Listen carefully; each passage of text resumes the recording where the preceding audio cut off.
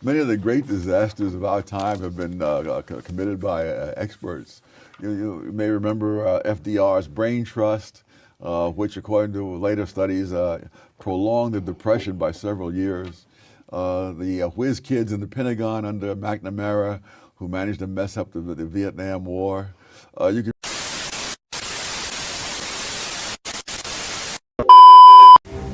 There is nothing wrong with your screen. Do not attempt to adjust the picture. We are controlling the messaging in this transmission. We will tell you the topics you may speak about. We will remove any speech we deem unfit. We will identify and protect you from all that is evil. You need only put your full trust in us. We are the government, and we are here to help.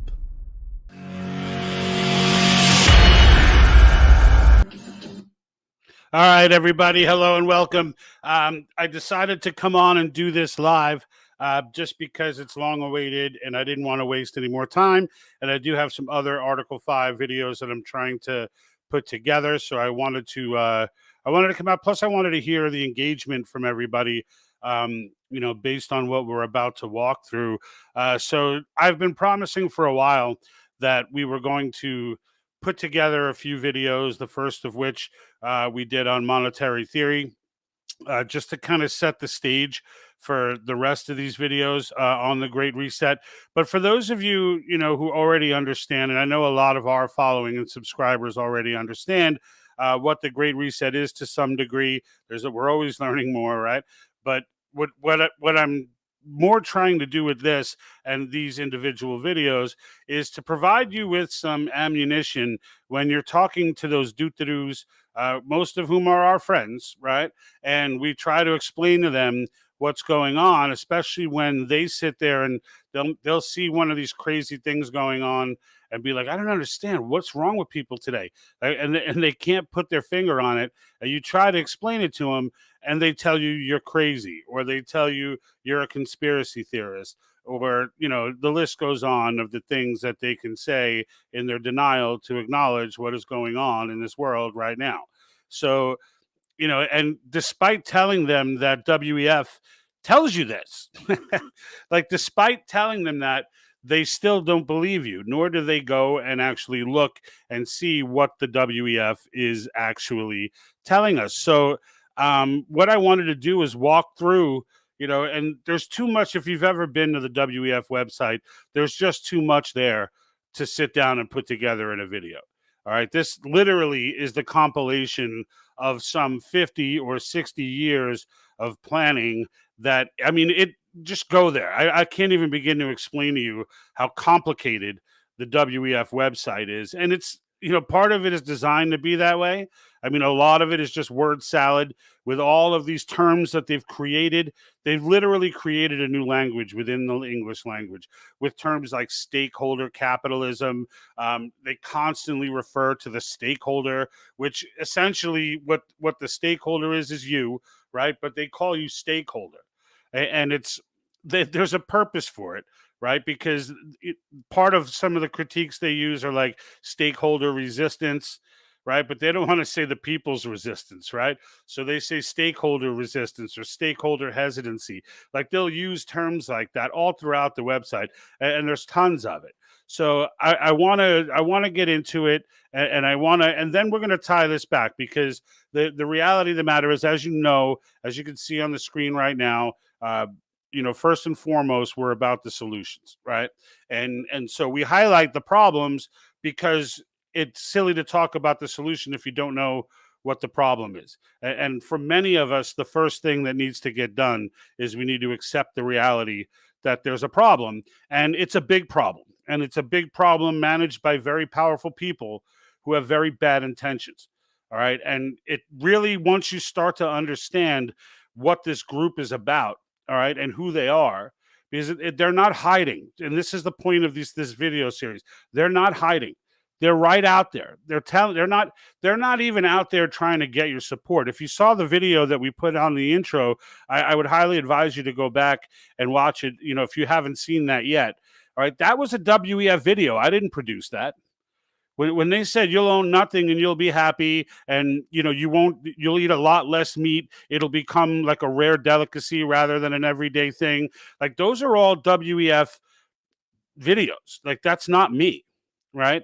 And when you see that stuff and you see them saying like you won't eat as much meat, it'll become a rare treat. Well, guess who it's not going to be a rare treat for? For the WEF. All right, they're going to be eating steak all day long. But for you, in this heavily monetarily controlled society where they're controlling everything from the food supply to how much money and how you can spend it, when you're living in that kind of society, you will only get to eat meat once in a while. They're going to be eating steak all day.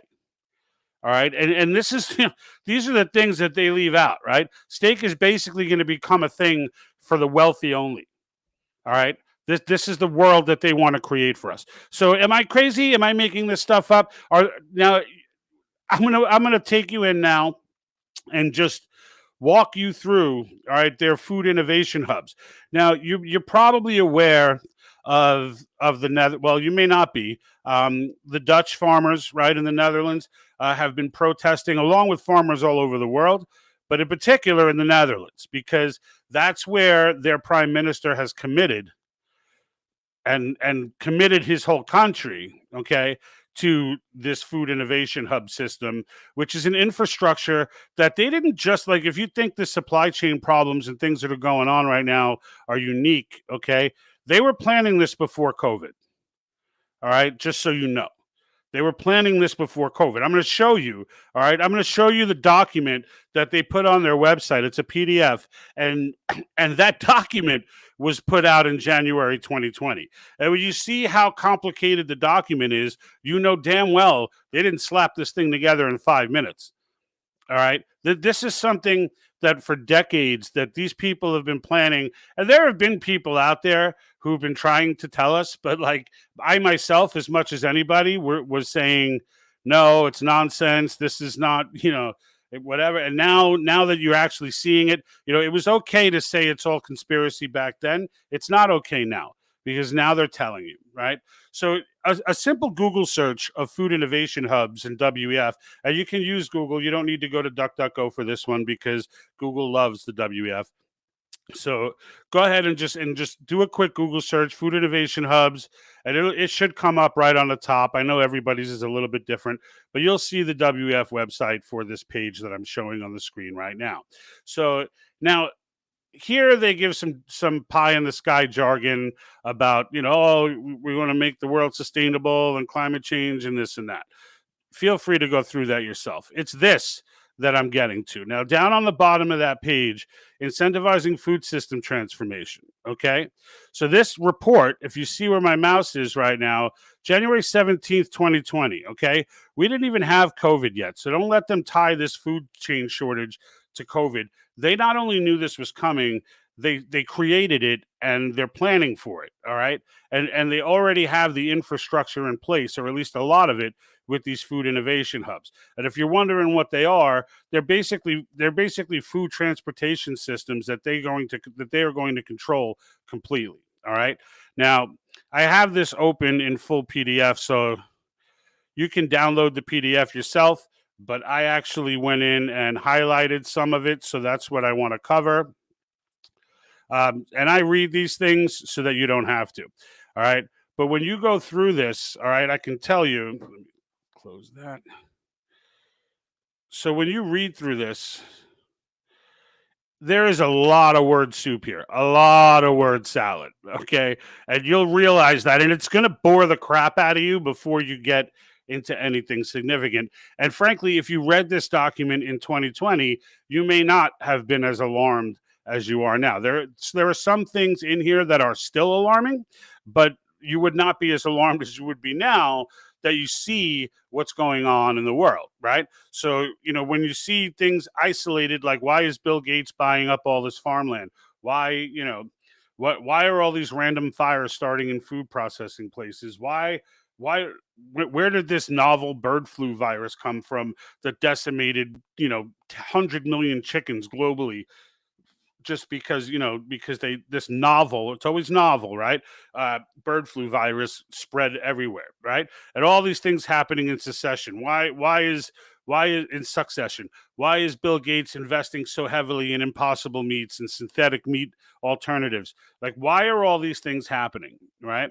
And the reason they're happening is because they're planning, okay? And I shouldn't even say planning. They have planned and are now executing how to take over the food supply chain.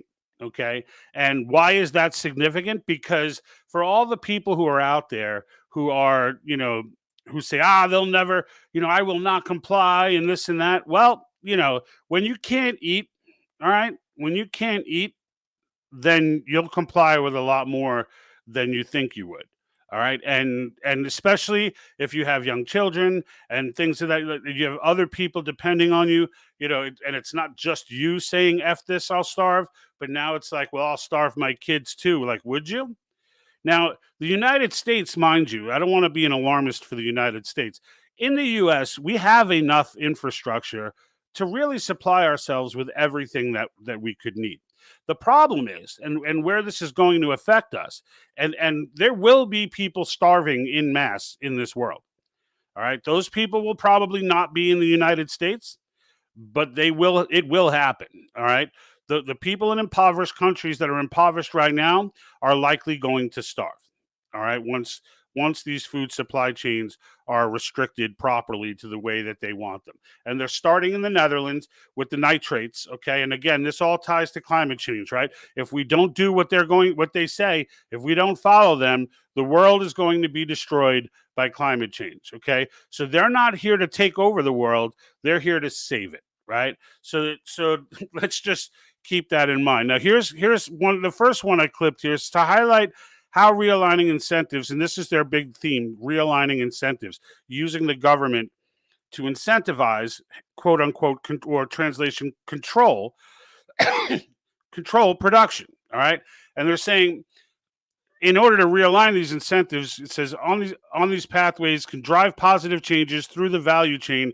This report provides a case study focused on incentivizing farmers to adopt practices that reduce greenhouse gas emissions. Adopting such practices could lead to a reduction in agriculture emissions by around 30% of projected global agriculture emissions, which is equivalent to more than 5 times the annual emissions of aircraft. So they start this thing out by, again, tying this to climate change.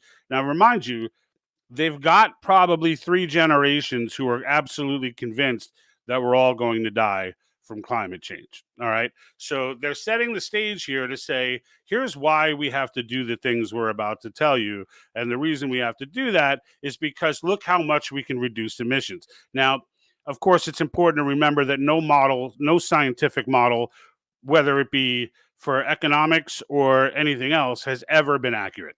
Ever. 0 examples, ever. Never been accurate. All right. I don't even know why they still talk about this stuff, but it is what it is. So it says the stakeholders in the global food system face a landscape of legacy incentives, some more word salad, right? What they're talking about is the economic system. They're talking about capitalism, right? They're talking about making money off of your own labor. That's a legacy incentive. Legacy because they're going to eliminate it altogether. All right. That don't encourage sustainable production practices. The case focuses on possible incentive solutions for farmers, funds, and carbon markets. There's another made-up term by the WEF, carbon markets. All right, to encourage investors to invest in required transitions, business model innovations to direct corporate profit. All right, so you see how this is all about the government controlling the economy. So if they try to brand this to you like it's not socialism, it is. Okay. Worse yet, it's worse than, well, socialism is really just the economic engine. This is actually worse than that. This is diabolical because it's trying to convince you, it's trying to gaslight you into one thing, while in reality, what's happening is something completely different, right? And so there are, as they go down this list, all right, and you see the different stuff that they're saying. Now, I know I'm leaving a lot out here, but this thing is enormous, and I can't go ahead and read this entire document, but you can find it by just following the path that I explained in the beginning. So if you want to take the time to read this whole thing, I did. These were the parts that creep me out, so that's why I highlighted them, because they make the points. All right, so it says there may be significant transition costs. This right here, associated with. So this is where they slyly admit what's going to happen and what you now know happened. All right. So there may be significant transition costs associated with realigning public investments in market and making policy shifts, including increased cost of food for the most vulnerable segments of the population and loss of income for growers. Okay.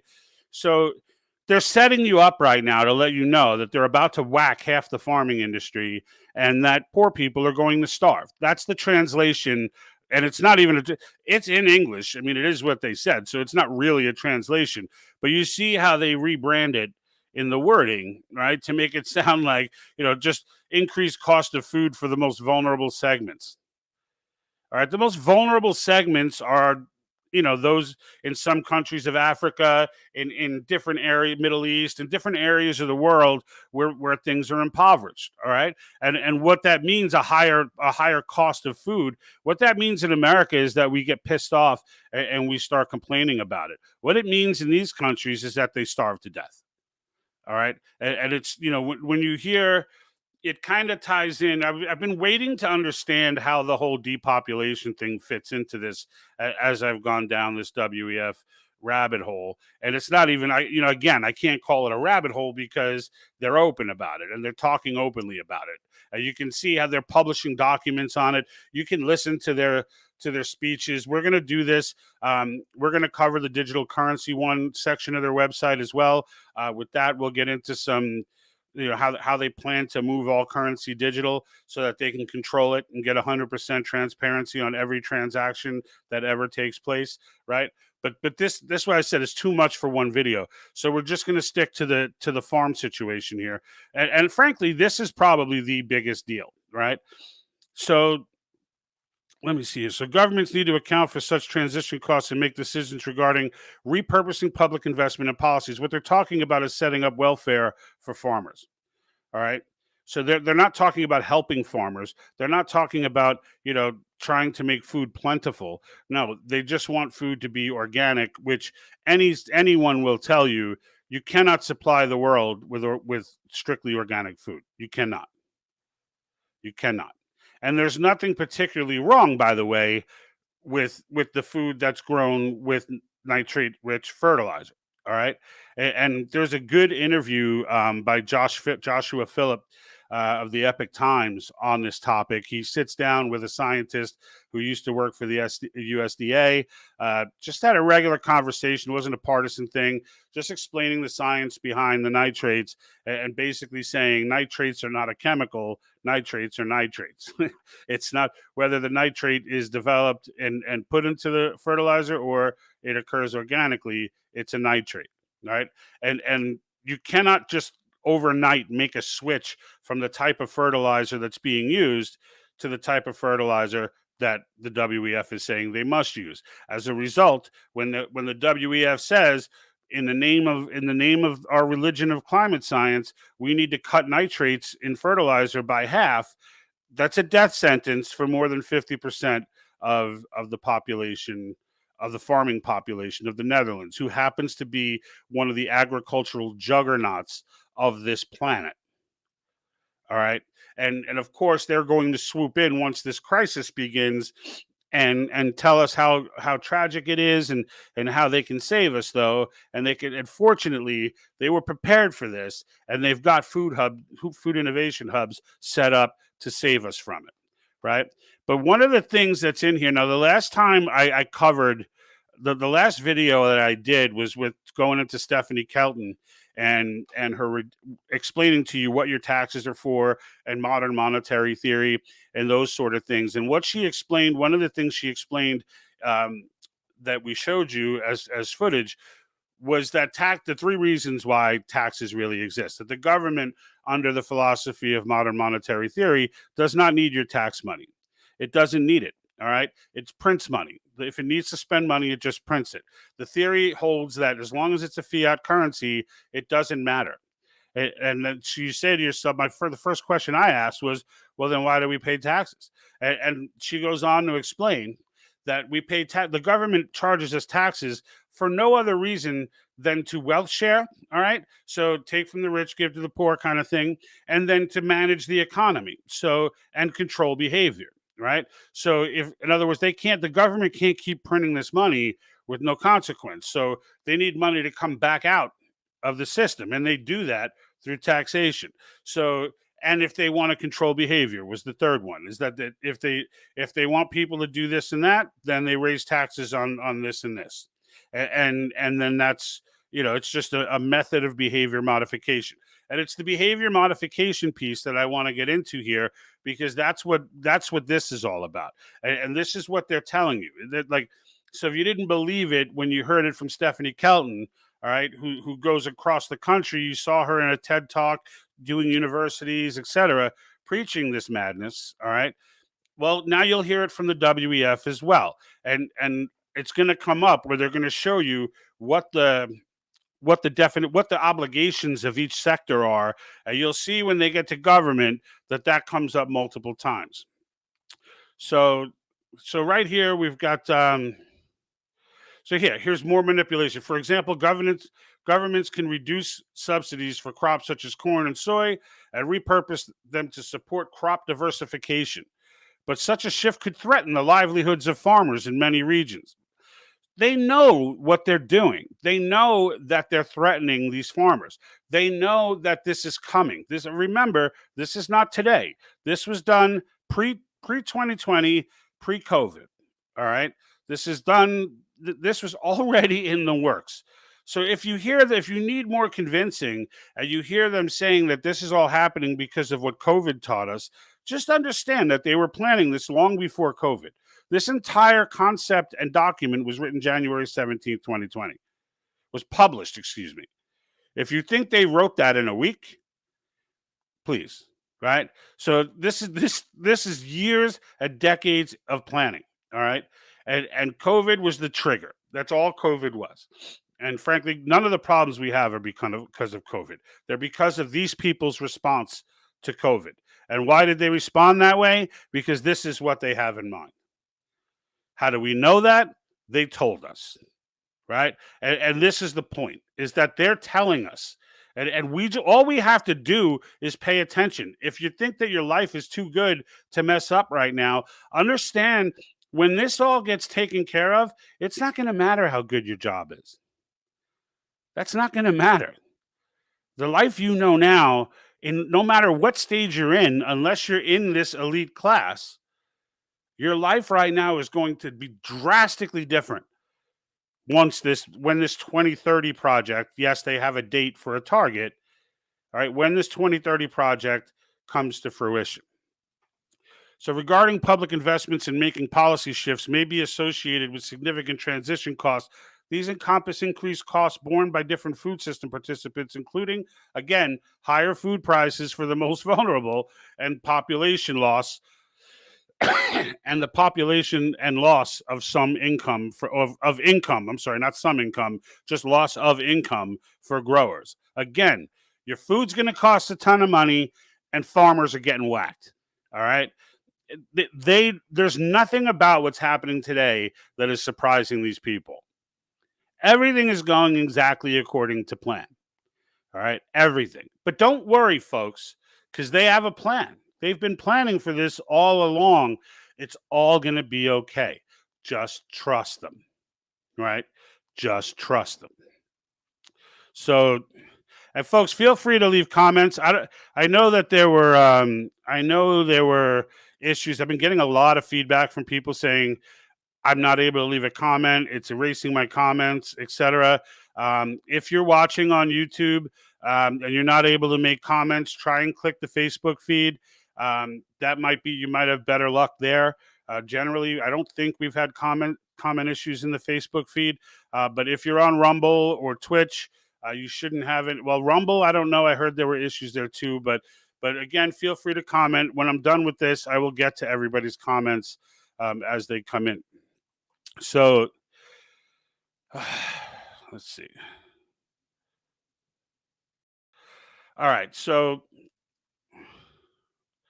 once again, this is just more that was just more, repetitiveness about how you should be prepared for farmers getting whacked and your cost of food going up enormously. And again, as I said before, the United States, we're not going to be the ones starving. All right. We're just going to be paying a hell of a lot of money for our food. And the reason for that is even our own growers are going to be exporting those goods. I mean, just think about it, right? If you're now there may be, there may be a national emergency declared or something like that. I don't know, but in the end, they're going to get 5 times the rate for the food that they're sending out to countries that can no longer they're no longer allowed. I can't say they can't produce. They're no longer going to be allowed to produce by their governments. All right, and so as that happens, as that starts to happen, all right, the cost of food is going to skyrocket because even though we have it here, our farmers are going to be, if someone told you you can get 5 times the price of something that you're producing, or, you could be a good guy and get 1/5 of what you should be getting for it, you're probably going to do it for the 5 times over. Now, it may come to a point where if it becomes unlivable here in the States, that the farmers themselves decide, all right, we're getting, there's only so much money to be had, and we're going to decrease that a bit so that we can feed our own people. And that may happen. It may not, though. All right. This is the crux of a free society, right? It's going to be up to the farmers. And so, but there is going to be that impact, and it is going to make a difference. All right. And the fact that Bill Gates owns more farmland here than anyone should concern everybody. It should concern everybody. Like, it's not just some wacky joke. It all ties in with this. All right. So let me see. I think this starts in the above. So it says any institutional policy change will result in a redistribution of benefits or costs. Stakeholders again, right? When they say stakeholders, folks, they mean you. Okay, stakeholders who are adversely affected by the policy change.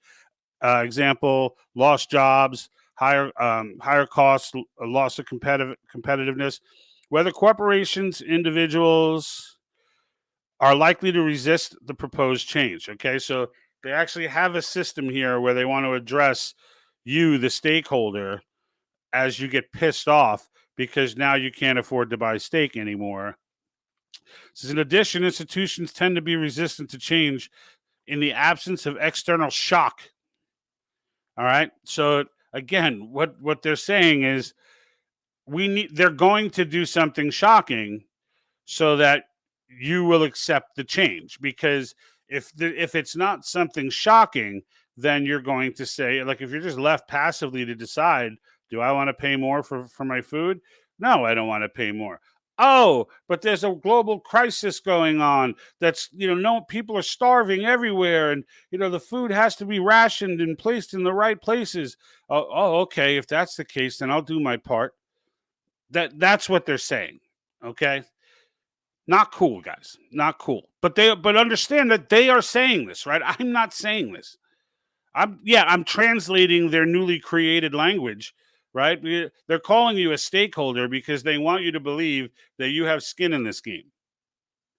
But you don't have any skin in this game. What happens to you is completely in their control. All right? You don't have any say in what goes on. It's not a question of will you support them or not. It's what you will do to support them. You follow me? So that's the way that their mindset is. So a consultative process during policy formulation, especially to ensure that the voices of the marginalized are heard, is essential to building public trust. So they want you to feel like they give a damn about what you say. Right after they're done explaining that, some of the unintended consequences are going to be, the loss of a ton of farmers and really high food prices. But we want you to have a say. Well, what if the stakeholder says, I don't want any part of this. I want out. There is no out, which is why you're not a stakeholder. There's no out. Because Marxism never leaves an out. Ever.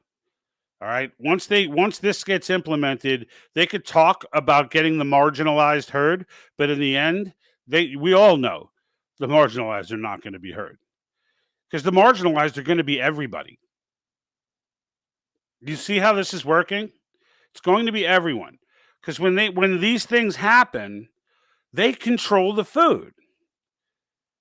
And they're going to control the money too, but we're not getting into that today. I'm going to pick that part of their website next time, because it's too much for one video, right? But here's where it gets fun. So they list out everyone's role, right? So we're all stakeholders: the government, development partners, private sector, civil society. We're all stakeholders, all right? And here's what the government's responsibility is: to set and enforce market standards, guidelines, market standards and guidelines. Example, encourage businesses to follow the committee World Food Security principles. I don't even know what those are yet. I haven't even gotten into that, but the fact that there's a such thing as World Food Security principles for responsible investment in agriculture and food systems is freaking twisted. It's twisted. All right. And provide recognition when they do. That's my favorite little titty that they threw in there. Like, and make sure you give them an attaboy when they're done being in full compliance with you.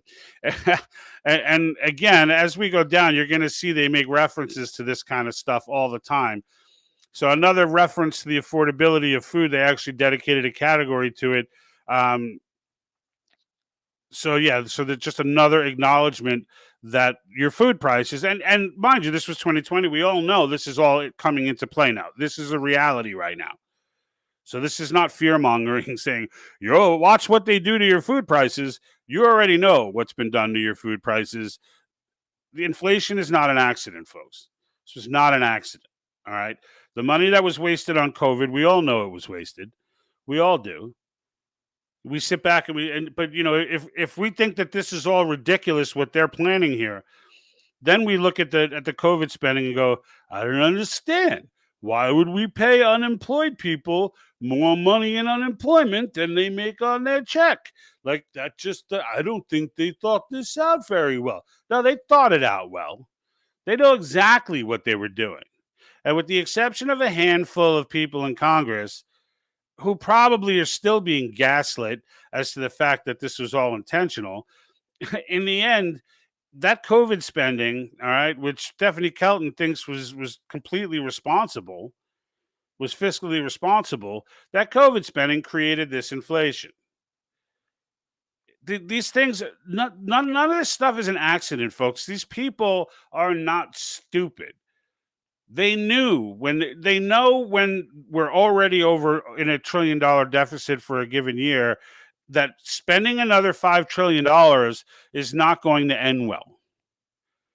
I mean, the amount of stupidity that it would take for all of Congress to not know that was going to happen. I mean, that's what we're asking people to believe, is that they're all shocked by this, that the Fed was like, oh my goodness, how could this be?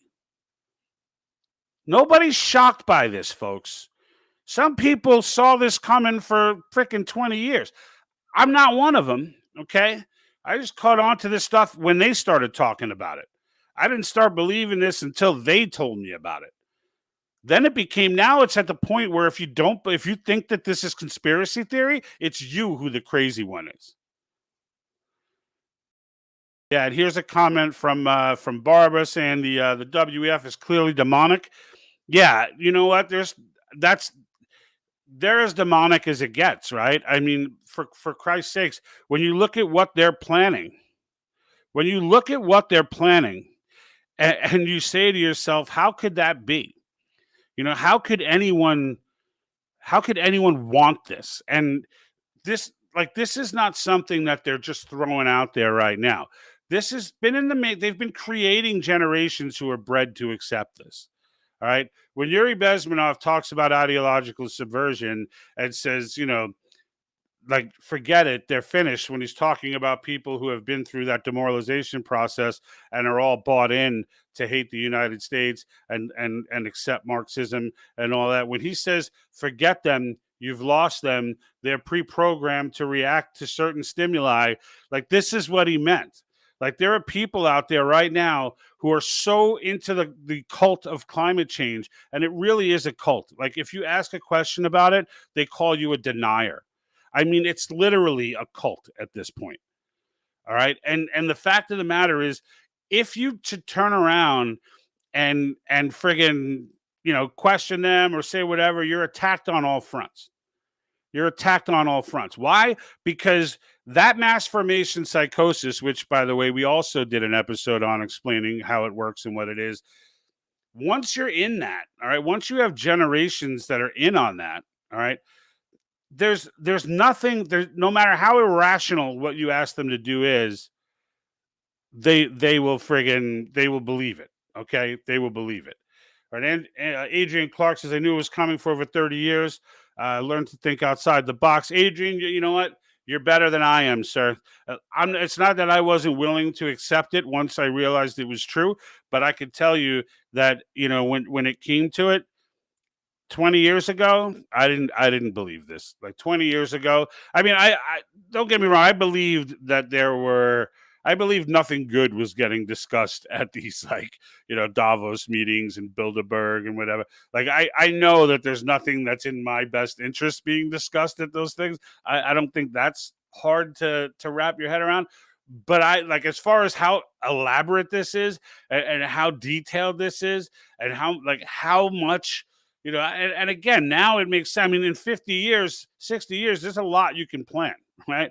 So I guess it makes sense, but I didn't know that 20 years ago. So if you did 30 years ago, I know that there were people out there were people telling me about it, and I wasn't buying it. And I'll admit that, look, there's an element of, you got to know when to eat crow, and you just got to eat that crow if you're guilty. This is not stupidity. They know exactly what they're doing. Exactly, Darren. Exactly. They know exactly what they're doing.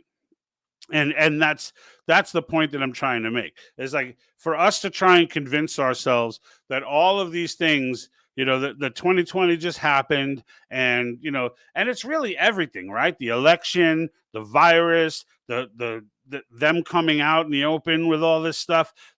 And when they talk about this again, when you hear, just watch one of the videos of WEF, and you will see what I mean. Listen to them talk about this, and they talk about it. You're never going to hear them say, if people will accept this, if we can get the votes for it, if we can get, no, that's not how they talk.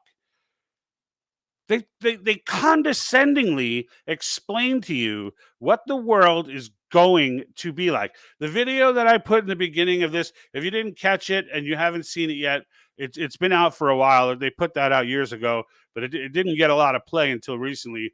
But check that out, because in the end, right, that video sums it all up. Like, for them to put that out there openly, saying you're going to own nothing and you're going to be happy. The balls, the hubris to freaking do that. The way that they come out and say it and talk so matter-of-factly tells you there's no part of their mind that thinks you have the ability to make a decision here. Like you don't have that ability. And it's disgusting. It's disgusting that even happens. So here's another piece. I want to just knock this out, and then I'll start taking some more comments and questions. So feel free to just knock them out, because I'm going to go right back and get to anyone who comments, should there be more. So anyway, more responsibilities, right? So these are actions to overcome barriers, right? So the government, create clear dietary guidelines with adequate research. What does that mean, right? Dietary guidelines? So create food safety nets, welfare program. Oh, I'm sorry. No, food assistance programs. So they're basically, and this goes back to the universal basic income under modern monetary theory. The reason they all want to believe that modern monetary theory is real is because with that, they can afford anything. And the age-old, reason why it always fails is, or at least fails until it turns into tyranny and gulags, is because it's unaffordable. Without a free market, you cannot generate wealth. Even China understands this. Even though their market is not free, they understood that they can't operate it in a classic Marxist system even though the government's ultimately controlling those companies, they still have the semblance of freedom, the illusion of, because it's not, some element of it is necessary to be decent at all. And unfortunately for China, their economy's in a hard, with all the advantages their economy has, it should have dominated the world by now, and it is not. It hasn't, because it's still run by the CCP, and outside investment will only go so far in an economy run by a tyrannical, psychotic, murderous, genocide dictator. so that's the reason why their economy has not taken off. But now look at this last one here. Use taxation and pricing to alter consumer behavior. So again, going back, this is why I did the Stephanie Kelton one first, okay? Because I wanted you to see, in case you're saying to yourself, well, she's not tied with WEF and this is not all the same stuff. It is the same thing. All right. And they've looked at taxation this way, by the way, forever, since the gold standard fell. Okay. It was in 1971. Since then. And they probably were planning this even before it actually fell. All right. But taxation is not necessary. It's only used, okay, because what it says is the government doesn't need your money. It can print its own. Taxation is only there to control your behavior, to take money out of the economy when needed to avoid inflation, which they can't even get that right. All right. And to wealth share. That's it. That's the only, none of that has to do with anything that you thought taxation was about. None of that has to do with anything regarding building roads and bridges, paying off our debts. They have no intention of paying off our national debt. All right. None. I mean, if you haven't figured that out by now, they have no intention of doing that. Like it's not even a thought that comes up. Okay, it's not even a thought. Like they're totally okay with where the debt is. And now there's a few more like this, all right, where so use the pricing of extra. It's all about government control, right? Simplify tax codes for investors, not for everybody. Everybody else gets the 1,600-page complicated as hell, crazy ass tax code that you got to hire a freaking $2,000 accountant to figure out. All right. But if you're investing in their projects, well, then here, you just get this one sheeter. This goes right into the classic Marxist principles, okay? So this is why companies like GE go a year without paying any taxes, all right? Because it's not necessary, right? Like the government in its own head has decided it's not necessary to collect taxes. We don't want to control GE's behavior. They've been good boys. So we're going to, we'll give them a break. We'll put in some loopholes, right? Loopholes is my favorite because then they have the audacity to insult us and run saying that they're going to close loopholes. The loopholes that they created to exchange favors. I mean, it's so corrupt. It's like knowing that the government is corrupt is not even enough to make this make sense. Like this here, what they're telling you here makes things make sense. All right. If you want, I mean, all of it is tied together. Everything that's been going on in society that makes absolutely no sense is all tied together, and it's tied together through the UN and these people. All right. Period. And if you didn't notice in that initial video, which was from the WEF, not from me, all right, I didn't produce that. They did. The U.S. will no longer be the world superpower. Clear as day, came straight out and said it. The world will be governed by a select few countries. Like, what the hell? So I ain't speaking for the rest of the world. Maybe there's people in other countries who wish the U.S. wasn't the dominant force in the world. But I'm from the U.S., and you know what? I'm trying to keep it here. So in the end, I'm trying to figure out how does the U.S. escape this? How does the U.S. thwart these plans, right? And so there are ways to do this. There's one way in particular, which we'll get into in just a moment. But the UN and EU, so we got Adrian Clark, the UN and EU are becoming to end the deep state. Are we coming to an end? The deep state have been controlling the population worldwide, and the technology is at least 70 to 100 years behind the population. Time will tell. Yeah, time will tell. Look, there's ways to deal with all this, right? Right? Because the deep state is real. It's another issue. It's another major problem that we have to deal with. You know, how major, you know, as opposed to the rest of these globalists, like, I don't know, and it depends on how you define the deep state. Are you saying, you know, the Schwab group is the deep state, or are we saying, you know, deep state like America deep state?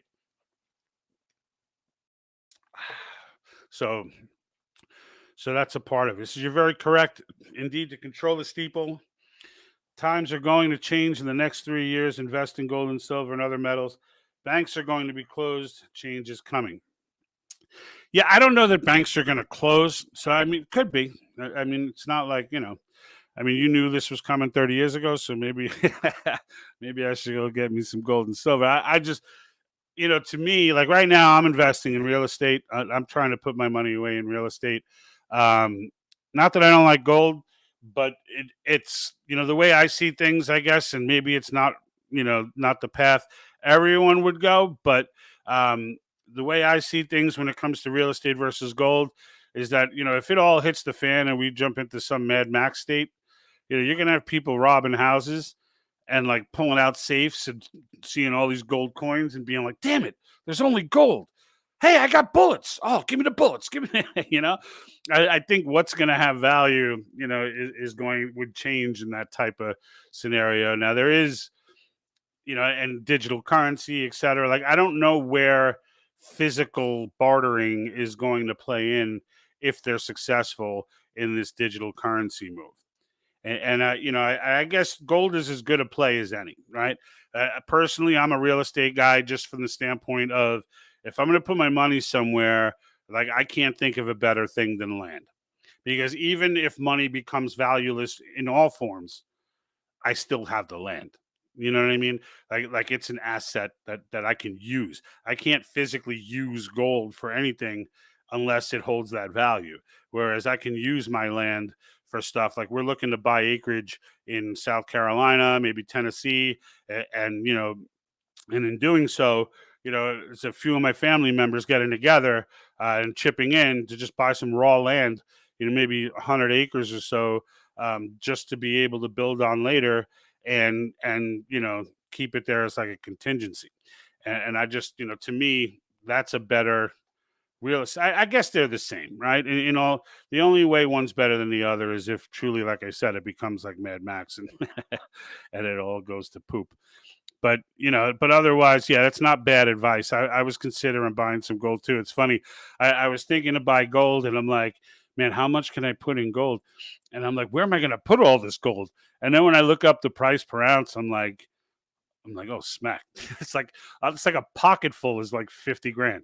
I'm like, I don't exactly have to buy a monster safe for this one. I could like hide this in a sock in my closet.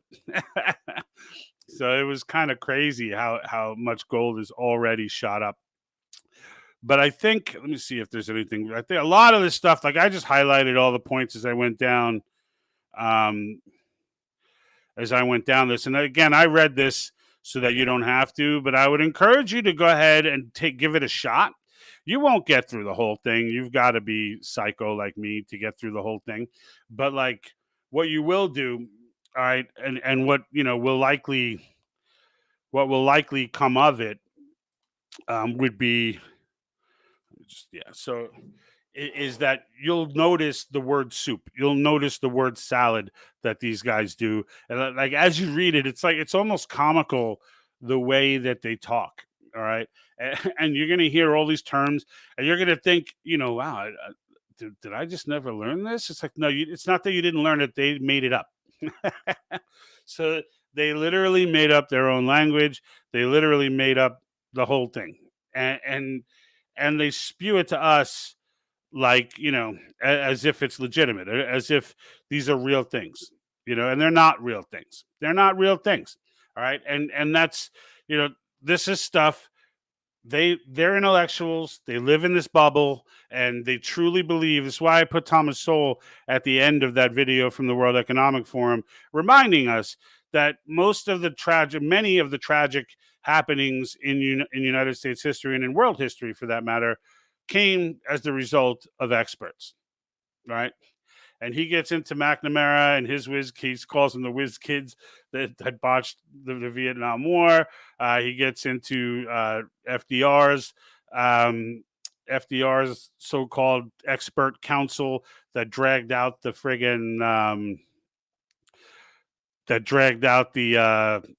the Depression and turned it into the Great Depression, right? So that's the kind of stuff that he was talking about. And so then it comes to here. What's the solution, right? So again, it's not that I don't care about the rest of the world, but I know that they're just as pissed off as we are. So in the end, they can handle their business. To me, we need to handle our business. And our business, frankly, is more important in this arena, not in the local sense, if you're not from the US, but in the larger sense. If the United States, okay, if we call, as you know, we are advocates of Article 5 and the calling of a convention of states, right, to bring in term limits, bring in fiscal restraints, bring in, or rein in government overreach. If these things are successful, like let's talk for a second about some of the types of amendments that are being discussed as possibilities under those topics, right? Which are the only topics that are going to be discussed, right? So fiscal restraints, right? So we talk about modern monetary theory. We talk about how these do-to-dos view taxation, and that it's simply a behavioral control tactic, and that it's not something, or it's there for wealth sharing, or or what was the other one? It was behavior, wealth sharing. Oh, and to pull money out of the economy to help control inflation. Those are the three things that we get. Those are the three reasons why we get taxed.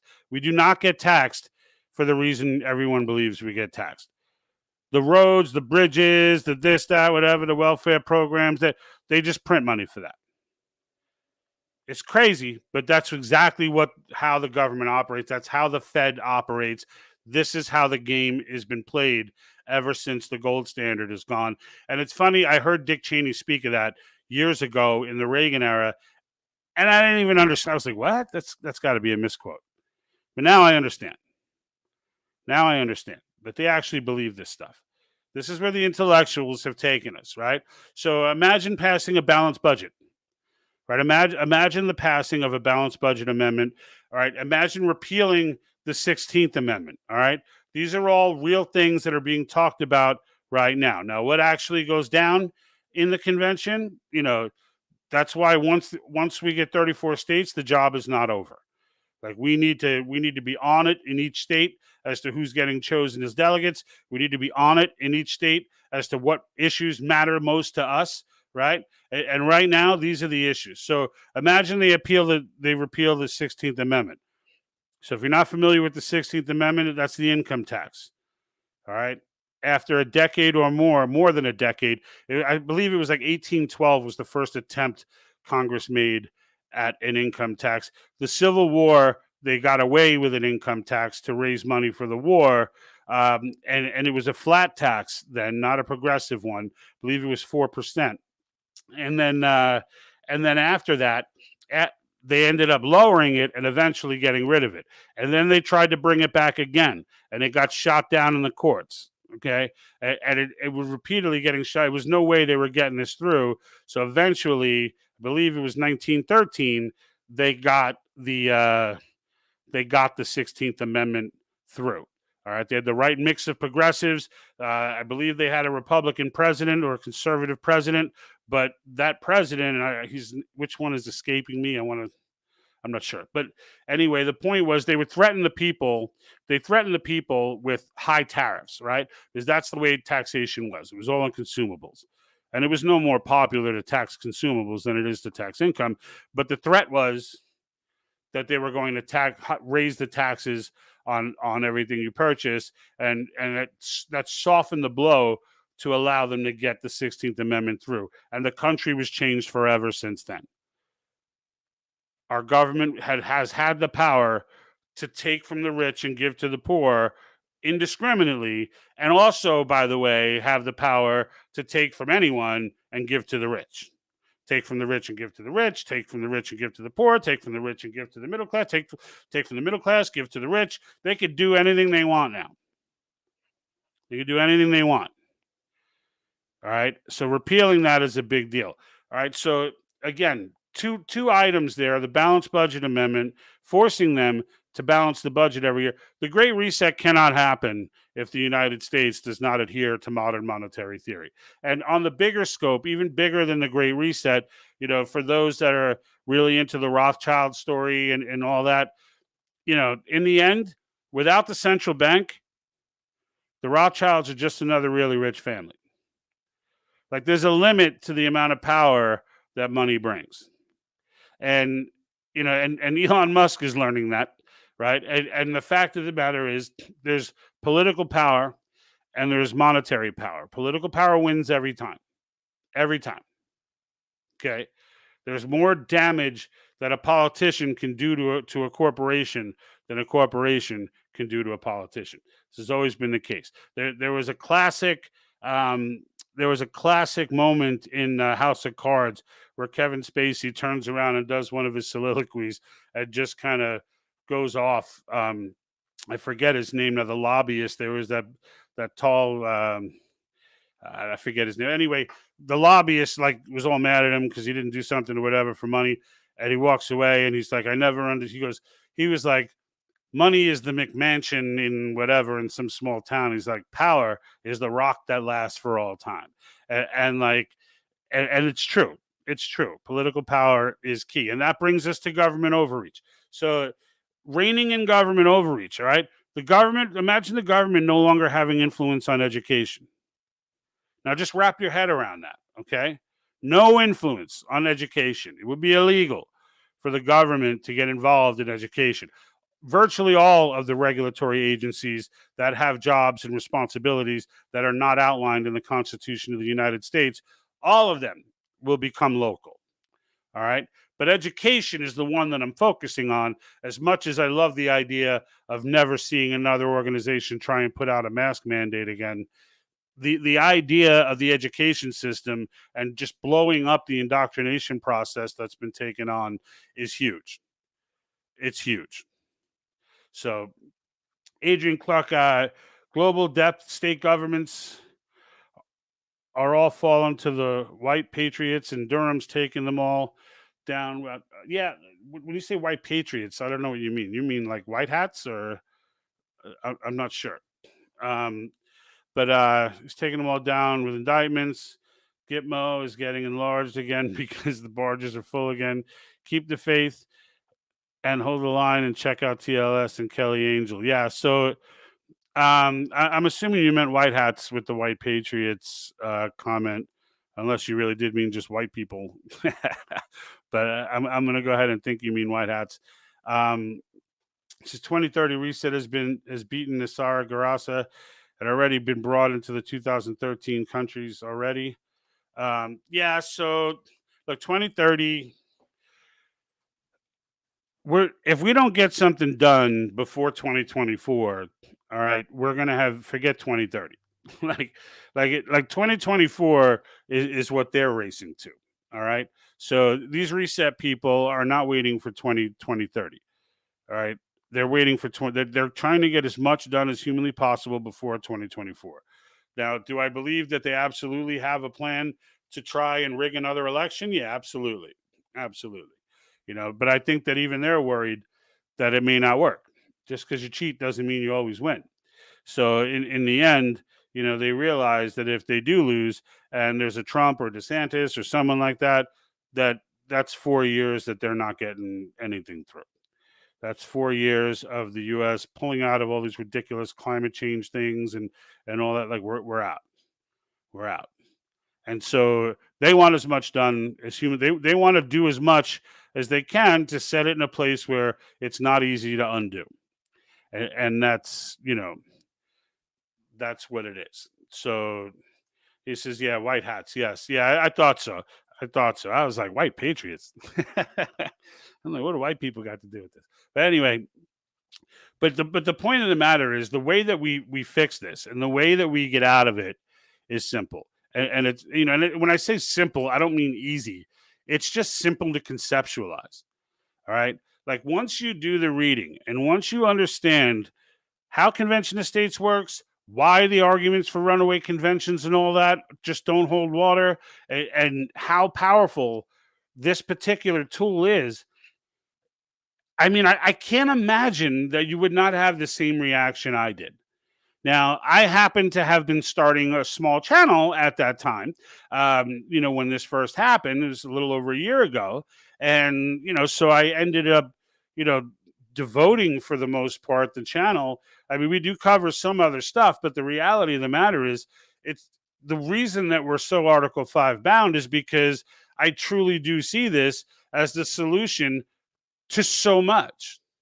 And in the end, you know, it's the only path to bring about the kind of change, the sweeping to fix the structural broken nature of our government right now. Like there's no elected official who can play the adult in the room. Let me put it that way. We the people have to do that. So whether it's Trump or DeSantis or whoever gets into office in 2024, my only expectation from that person is that they don't screw the pooch while we're trying to friggin' take care of business. Because it's us who have to take care of business. And it gets done on the local level. The local level, right? The federal government is the child of the states, not the other way around. And that child's been running around reckless for forever, just causing damage all over the place. And that's because nobody's been there to reel him in. So it's time the adult enters the room, bends it over the knee, spanks it, and sets the authority structure, right? And that's what convention of states is. So think of it as like a constitutional nanny. So, but in the end, what do we got here? We got a comment from Darren. All right. So, in my opinion, faith will either be restored or completely lost by the end of January 2023. It all depends on a red wave of strong, fearless fighters and starts November 8th, 2022. Yeah, you're right, Darren. You're right. I guess the point that I would make, though, let's say there's a massive red wave. We're not going nothing is going to change on the big fronts. All right. So it'll be good because you won't have as much damage getting done, right? There won't be as much active damage going on, which is always a good thing. But when it comes to these concepts, right? When it comes to fiscal restraints, I don't care how red the wave is. They're not going to do anything. The debt clock's going to keep running. All right. Because it's no longer, we're past electing people for this now. They get eaten by the machine. When Meckler was mentioning, if you're not aware, he was instrumental, a co-founder of the Tea Party. When they got all those people elected, which was a brilliant strategy, by the way, to go after the primaries. It was just brilliant. But there they got all these people put into office, and it was almost immediate that they lost them to the system. Almost immediate. These were all good people with good hearts and good intentions and meant well, and they just got sucked up by the system. Just got sucked up. Like the visual is like walking onto a hill, be like, "Hey everyone, I'm here," and looking up and just getting consumed by a freaking avalanche. Like that's what happened. And in the end, like no matter how many people we elect in and out of office, that's not going to change. It's just not going to change. The only people that can fix this problem are us. That's it. And no one wants to admit that because nobody wants to be bothered. And it's kind of the biggest part of it that pisses me off. It's like, you mean I can't just go and pull a lever and then yell at someone for not doing my job for me? Like in what other area of life would we do that? But when it comes to this, we would. When it comes to elections, we would. When it comes to elections, we're like totally okay just pawning it off to someone else. I mean, there are people out there who truly think that serious change is going to come about if Trump gets in office. And on what do you base that? Like I get the celebration that it's not Biden. I get that. And, it'd be somewhat entertaining for sure. But what's going to change?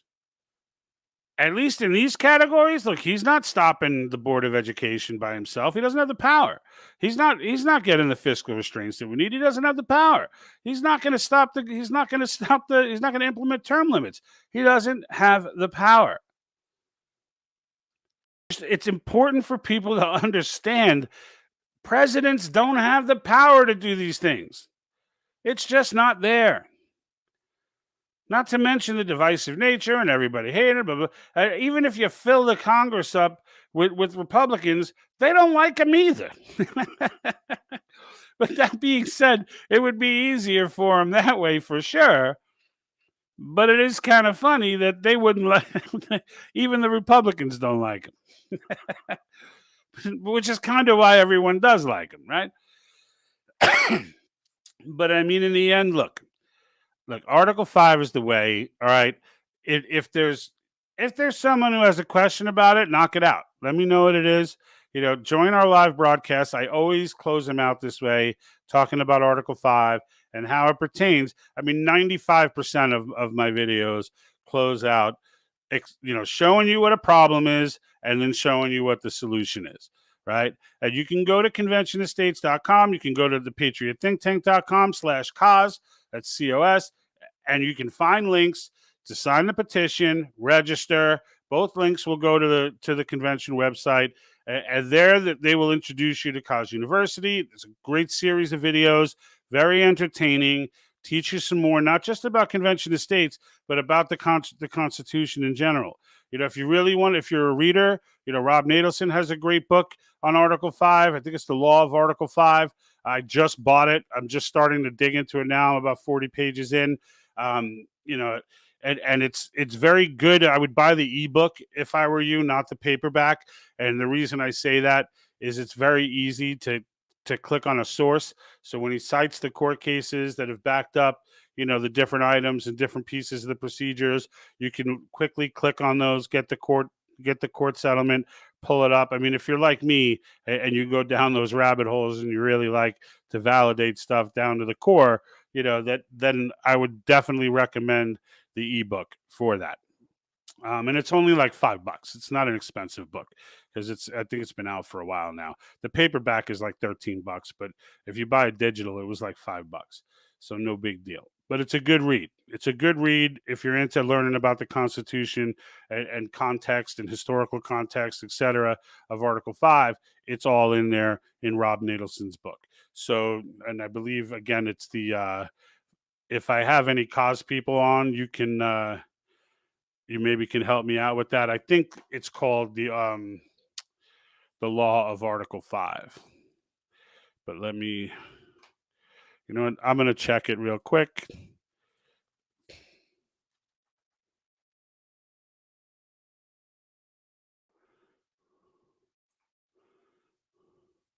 Yep, I was right. Haha. So it is The Law of Article 5 by Rob Nadelson. Great read. So highly recommended. It was one of our subscribers who actually had asked me, what type of reading have I done on Article 5 that kind of got me to this point. And, I kind of explained the process that I think a lot of grassroots convention supporters have gone through, is that you hear about it, you say, oh my God, is that true?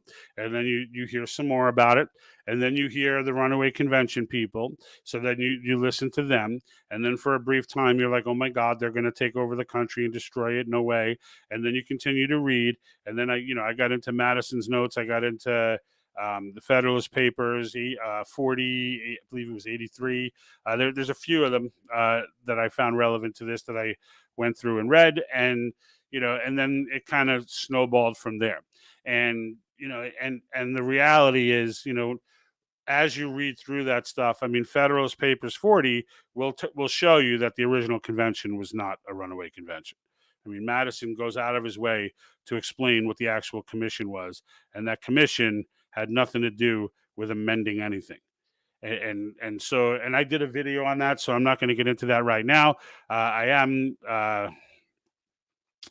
I am looking to wrap up shortly, but let me see. I have another comment here. So you're correct. America will never fall. Trump can't return until December this year or January 23.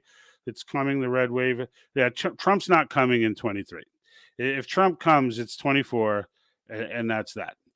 There's way too much procedure and drama alone. Even if like there's some groundbreaking thing happened and Biden had to step down, Kamala would be picking up that torch until somebody figured out what the procedure is. And my monitor keeps going out. I mean, it's always something. But it would be about the procedure. If something did groundbreaking and happen, that would not. Hold on one second. Sorry, guys. My monitor has suddenly decided to continuously go out, and I have no idea why. So it's a good thing we're coming to a close, though, before that actually went down. And let me finish this. So just enjoy the film. The fakes, all banks globally are fraud. We, the people, need to take a stand, and everyone needs to wake up to see the truth. And we, the people, need to make the changes locally, globally. Absolutely. And that's exactly what we're advocating for locally, which then impact globally and or locally around the world, right? Everyone get to the representative that's right in front of you, right? That's the way the system was designed to work. We've all been taught that the system is supposed to be top down, that the president is the most powerful person on the planet. No, he's not. No, he's not. It's the state legislatures. All right. The president can't amend the Constitution. They can. Right. And they can because they're the closest to us.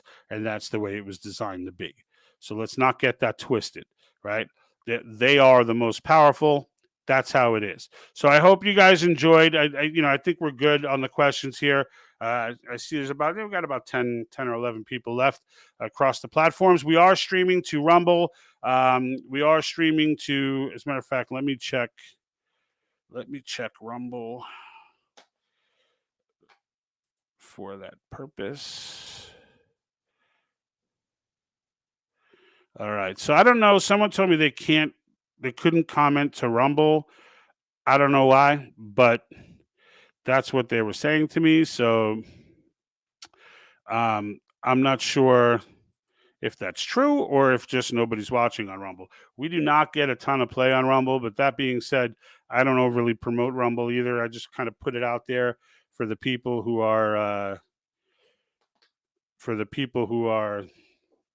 adamant about not going to YouTube and things like that. So kind of is what it is. But on that note, let me see. We have one more comment here.